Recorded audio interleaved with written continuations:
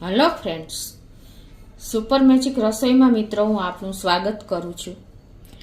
આજે આપણે ડુંગળી લેવા જાય ને ત્યારે કેવી ડુંગળી લેવી ને એનો વિડીયો તમારી સાથે શેર કરું છું। તો તમને ચોક્કસ આ વિડીયો ગમશે। ગમે તો લાઈક કરજો, શેર કરજો અને સબસ્ક્રાઈબ કરવાનું તો ભૂલતા જ નહીં। અને મિત્રો બાજુમાં રહેલું બેલ આઇકનને પણ પ્રેસ કરજો, જેથી કરીને લેટેસ્ટ વિડીયોની માહિતી તમને મળતી રહે। તો મિત્રો આપણે માર્કેટમાં કાંદા લેવા જઈએ છીએ એટલે કે ડુંગળી લઈએ છીએ ને ત્યારે આપણે ઘણી વખત ડુંગળી ઉગી જાય છે, ઘણી વખત બગડી જાય છે। તો આ બધા જ પ્રોબ્લેમનું સોલ્યુશન આજે હું તમારી સાથે શેર કરું છું કે આપણે ડુંગળી કેવી લેવાની, કઈ રીતે જોવાની, એ બધું જ તમને બતાવું છું। તો આપણે પહેલાં તો ડુંગળી લેવા જઈએ ને ત્યારે મિત્રો પીળી પત્તીની ડુંગળી લેવાની, એ બધાથી બેસ્ટ હોય છે, કેમ કે એ ટેસ્ટમાં પણ એટલી આમ તીખી નથી હોતી અને એકદમ સરસ બગડતી પણ નથી, અને બેસ્ટ ક્વોલિટી આપણે પીળી પત્તીની ડુંગળી લેવાની।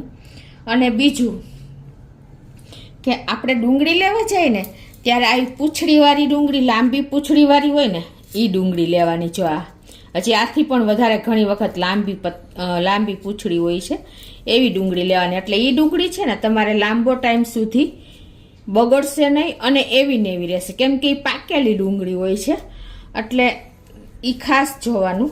અને બીજું કે આપણે ડુંગળી લેવા જાય ને ત્યારે જો આવી રીતે આપણે ડુંગળીને દબાવવાની, આમ સેજ તમને પોચી લાગે ને દબાવતા તો એવી ડુંગળી નહીં લેવાની, કેમ કે એ અંદરથી બગડી જાય છે વેલી અને બગડેલી જ હોય છે ઓલરેડી, એટલે આવું તમારે ખાસ ધ્યાન રાખવાનું। અને પૂંછડી ઓછી હોય ને એવી ડુંગળી પણ નહીં લેવાની, કેમ કે એ આપણે આમ સેજ તમે આમ કરશો ને બે સાઈડથી એટલે તમને પોચા જેવી લાગશે, એટલે એ બગડી જશે ને બગડેલી જ હોય છે। અને ત્રીજું કે આપણે ડુંગળી લઈએ ને ત્યારે પડી ઘણી વખત ડુંગળીમાં આમ ફંગસ આવી જાય છે કાળા કલરની, જો આવી આ છે, તમે આ ડુંગળીને ફોલો ને તો આમાં પણ જો આવી પોચી થઈ ગઈ હોય ને તો એમાં પણ ફંગસ હોય, જો ગ્રીન થઈ ગઈ હોય એવી ડુંગળી હોય ને એવી નહીં લેવાની, જો આમાં પણ ફંગસ કાળી દેખાય છે। આ ડુંગળીને લીધી ન હોય ને ઘરે હોય ને તો પણ તમારે આને સલાડ તરીકે નહીં વાપરવાની। જો તમે આ મડાડશો ને તો હાથ કાળા થાય છે, આ કાળી ફંગસ કહેવાય। આવી ડુંગળી તમે સલાડમાં નહીં ઉપયોગ કરવાનો, આને તમારે સમારી અને આ રીતે તમારે એના બધા પતિકા ઉપરથી 2-3 કાઢી લેવાના, આવી રીતે તમને બતાવી દઉં। એટલે તમારે આપણે ગ્રેવી કરવામાં કે આપણે ગેસ ઉપર કૂક કરવામાં વાંધો ન આવે, પણ તમારે આને સલાડ તરીકે ક્યારેય ઉપયોગ નહીં કરવાનો। આપણને ઘણી વખત ઉધરસ, ખાંસી, શરદી થઈ જાય છે ને એનું કારણ આ છે કે આપણે ફંગસવાળી ડુંગળી વાપરીએ છીએ। આવી રીતે 2-3 પડ બધા આ કાઢી નાખવાના, એટલે ફંગસવાળું જે પડ હોય ને એ બધા નીકળી જશે। 2 પડ કાઢશો ને 2 થી 3 પડ, તો તમારે હંમેશા આ ખાસ નોટ કરવાનું। આના હિસાબે આપણને રોગ આવે છે, શરદી ઉધરસ થઈ જાય છે અને કફ પણ થઈ જાય છે, એટલે આ 3 તમને મેં બતાવ્યું। અને ચોથું કે જો આપણે ઘરે પડ્યા પણ ડુંગળી ઉગી જાય છે, જો આ ડુંગળી પણ તમારે ઉપયોગમાં ન લેવાય, કેમ કે આ ડુંગળી તમારે અંદરથી ગ્રીન થઈ ગઈ હોય છે। આવી ડુંગળી તમે માર્કેટમાં લેવા જાઓ ને તો પણ નહીં લેવાની અને ઘરે હોય ને તો પણ નહીં લેવા, કેમ કે આ ડુંગળી તમે ખાશો ને એટલે તમને કડવી લાગશે। જુઓ આ ઉગેલી ડુંગળી છે।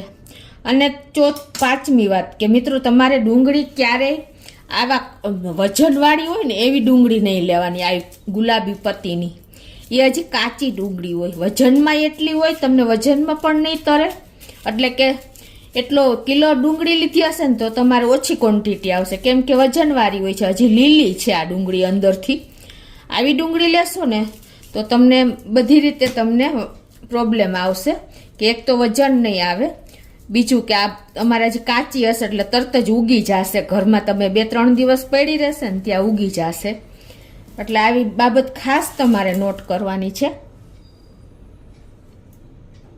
અને હવે રહી ખાસ મેઇન વાત શું છે મિત્રો, કે ડુંગળી આપણે ઝાઝી ક્વોન્ટિટીમાં આવી હોય ને તો કઈ જગ્યાએ રાખવી, તો એને તમારે જ્યાં હવા અવર જવર થતી હોય ને એવી જગ્યાએ રાખવાની। અને બીજું કે તમારે કોઈ નેટવાળું કપડું હોય કે કોઈ ખુલ્લી ઓપન ટોપલી હોય એમાં તમારે જે આવી રીતે લળગાવી દો ને દિવાલે કે બાંધી દો ને નેટવાળું કપડું હોય એમાં ડુંગળી ભરીને, તો પણ તમારી ડુંગળી ક્યારેય બગડશે નહીં મિત્રો. અને હવા અવજાસ ખાસ રહેવી જોઈએ. જો ભેજ જેવું હશે ને તો પણ તમારી ડુંગળી આવી રીતે ઉગી જશે કે બગડી જશે. તો મિત્રો તમને ચોક્કસ આજે આ ડુંગળીનો વિડીયો ઉપયોગી થશે. દરેક બહેનોને ગમે તો લાઈક કરજો, શેર કરજો અને સબસ્ક્રાઈબ કરવાનું તો ભૂલતા જ નહીં.